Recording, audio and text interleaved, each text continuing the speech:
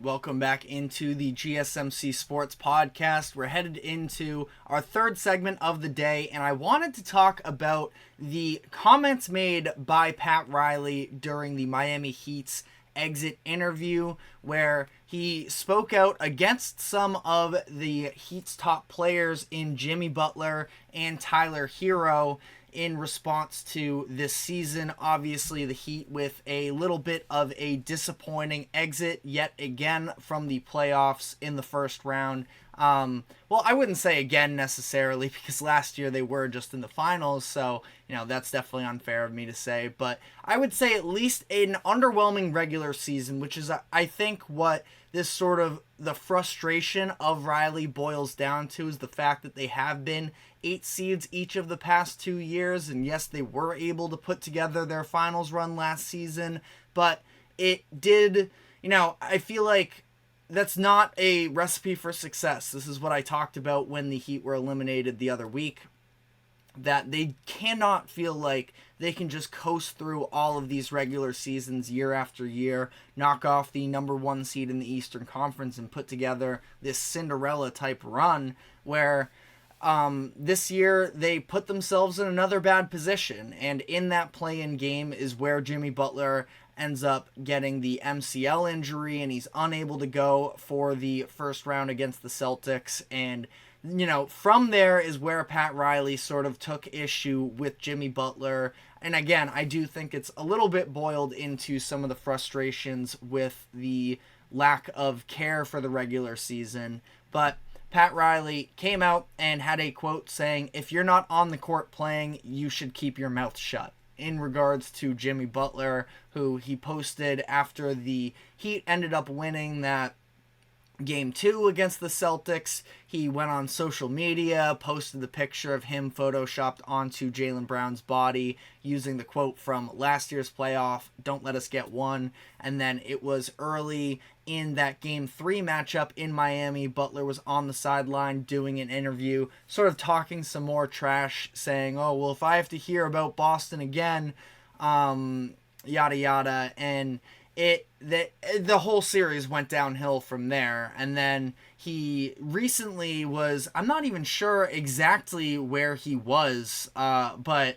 he was with Rock the Bells, which is some sort of media company or something. I fully apologize if I'm not giving you the respect you deserve, but he was talking to someone there and said that the Celtics would absolutely be eliminated if Jimmy Butler were playing, and same with the New York Knicks, which not really sure how he could have eliminated 2 teams in the first round if he were healthy, but that's besides the point. And Pat Riley just sort of seems like he's a little bit sick of the, gimmick with Jimmy Butler. And Butler was so massive, obviously, for the Miami Heat. He's led them to multiple finals since coming to Miami, but it's just, there is a lot of talk there for maybe, and again, I hate having the conversation of, oh, well, if you don't deliver a championship, you're not allowed to talk. I think that that's one of the stupidest, types of ideas that NBA fans come up with. It's been impressive what he's done in Miami, but we've seen a real lack of care from him in terms of being available on the court. Talked about he has yet to play more than 64 games since he has come to Miami, and it's almost like he's celebrated at times because he just doesn't care at all about the regular season. But again, it puts his team in much more difficult situations where, even if you go back to last year, and I've referenced this multiple times already on the show in the past couple weeks, but the fact that they almost lost that game to the Chicago Bulls in the game for the 8th seed in last year's playoffs, where they trailed late in the fourth quarter, but they were able to come back, and obviously it's forgotten because they end up moving on to the NBA Finals, but they just shouldn't even be in those positions. And this is a very prideful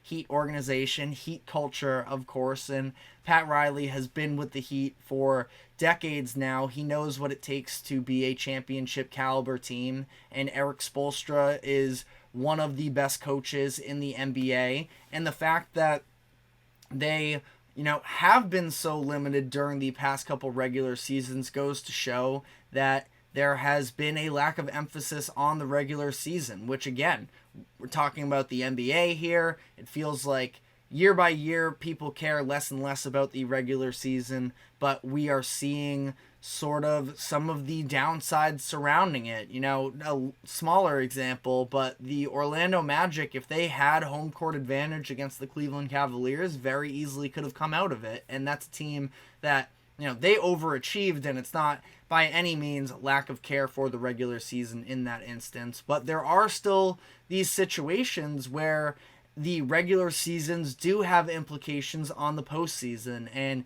that was definitely the case with the Heat this season. But it wasn't just Jimmy Butler that he was talking about, because Tyler Herro is another one of these Heat players that we know there is plenty of talent there, but they has not necessarily been available in the past year and a half, and maybe that is unfair to say, because last year, it was Herro dealing with the injury through the playoffs, and this year he missed a ton of time as well, was only able to play in 42 games, and he was at least available come the postseason. But Pat Riley didn't hold back on him either, and was asked about his injury history and said that he called him fragile. Like, as a quote, he called him fragile and said that he needs to make some adjustments. So, the Heat are in a very interesting situation where we know that there is a level of talent there. I mean, on paper, you look at having Jimmy Butler along with an all-star and all-NBA potentially caliber player, and all-NBA defender for sure in Bam Adebayo. And then you have some other interesting pieces in Tyler Herro, Terry Rozier, who they just went out and traded for, and some potential young guys that could end up developing for them in Jaime Jaquez and Nikola Jovic. But I'm not sure necessarily how close they are to being a true finals contender. And it's also going to be interesting with this conversation surrounding Jimmy Butler, where he wants a max contract. He is under contract for the entire 2024-25 season, but has a player option in 2025-26. I feel like he's likely going to decline that. He's going to be, I believe, 36 years old headed into that season, and he's going to want to cash out one more time. But when you look at Butler's availability for the Heat the past couple of years, and obviously, the whole playoff Jimmy Butler, I mean, I'll say this, he's obviously been a playoff riser in some of these instances, but it was almost a little bit overblown last year, and, he was great. Again, like I said, I don't think that it needs to be ring or bust in terms of what your legacy means, but his first round series really sort of diluted the reality of, the level of play that he had during the playoffs, and he was great. And already I feel like I'm being too negative on him in this situation, but after the first round, he was just kind of what we know Jimmy Butler for, which is a really good player, but can he be a number one player on a championship team? Obviously, when he comes alive and he's averaging 35 against the Bucks, it seems that way. But playoffs are a long thing. It's a long 4 rounds, and maybe it speaks to he needs more talent around him to help him get to the finals without being worn down. But I definitely thought that he looked worn down by the time that they did play the Nuggets, and ultimately, the Nuggets were just a different class than the Heat were in that series. So it's going to be interesting to see how they monitor that situation coming into the offseason, where, I mean, to some degree, they have a potential to go out and get a star player. A lot of people recently have been pointing to the idea of Donovan Mitchell or Kevin Durant, which for them, I feel like it would definitely be worth investing into. Now, the issue is, what kind of assets do they have? I believe they have their own draft capital, which is definitely a positive for them. But it's similar to this conversation when they were trying to trade for Damian Lillard last offseason, a package. And now, granted, Jaime Jaquez Jr. has shown some more. Nikola Jovic as well. I don't know, though, if Jaquez, Herro, and Jovic get either one of those deals done. Definitely not the Kevin Durant deal. Now, Mitchell, if he comes out publicly or at least to the front office and says, I am not picking up my player option for the 25-26 season, I am not re-signing here in Cleveland, he could tank his value a little bit, and at that point the Cavs might just take, a discounted price for the sake of getting something in return for him. But even if that's the case, I don't know. I mean, Tyler Herro, I feel like hurt his stock with his postseason performance. Now, some of Game 2 was great for him. It was one of the best games we've seen from Herro. But defensively, he was just a total turnstile. The Celtics were looking to hunt him on just about every possession he was out on the court. And I don't think that he can be a centerpiece. And then when you look at Jaquez and Jovic, they're nice additional players, but when you're giving up an all-NBA caliber guy, you feel like you want at least, potential to be an all-star, and I just don't know if necessarily any of those players are there. Now, I do love Jaime Jaquez Jr., and I feel like he can absolutely be a contributor on a contending team, maybe like an elevated version of the impact that Christian Brown had for the Nuggets last year, but I'm not really sure. And the Herro contract is still very expensive moving forward. There's 3 more years on it, making at least $29 million in each of the next 3 seasons. So it's only going to get more expensive for teams. Helps match up the contracts some, but again, in terms of the individual trade value of Tyler Herro, I just don't know how much the Heat can necessarily go out and fetch for that. So I guess... And if you were, I don't know, the idea has also been thrown out about them potentially trying to blow it up. I don't know necessarily what there is to blow up. I suppose you could trade Jimmy Butler to try and get something. Tyler Herro, again, as well. I don't think that he has great value necessarily, but maybe you could fetch something in return.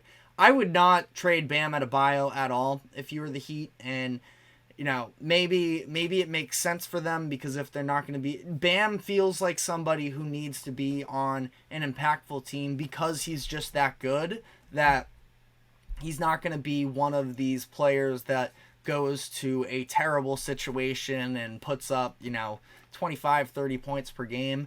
Bam's game is a lot more predicated on his defense. I definitely think he could help be a culture builder if he were to go to... I don't know. Again, I'm not even trying to throw it out there. Like, the idea of him in Detroit or Washington, like, that would be such a waste of his talent. But, he's the one who has the most trade value for them, I would say. And I don't know how this necessarily plays out for them this offseason. I would imagine that they are going to try and roll into next season and be in the market for another one of those star players and just sort of play out this Jimmy Butler situation. But I would have a really hard time willingly paying Jimmy Butler $50 million until he necessarily shows that he is going to be committed to the regular season and such. And obviously he's done a lot of good things for the Heat in the seasons that he's been in Miami. But I think that, from his perspective, it would stink for them if he ends up walking in free agency. But I don't think it would be this entirely devastating thing in comparison to overpaying him in his age 38, 39 season when he's already shown an inability to really stay on the court and be a reliable piece for them. But let me know what you think about this whole situation. Again, I don't think that there is an easy fix for the Heat. I would imagine they're going to lean in the direction of trying to run it back with some tweaks. But again, feel like a lot of options are on the table for them, but we are going to be taking our final break here, and when we come back, I want to move on to some NFL conversations. We had a report that came out surrounding Kirk Cousins that I wanted to touch on. So stick with us and we will be right back.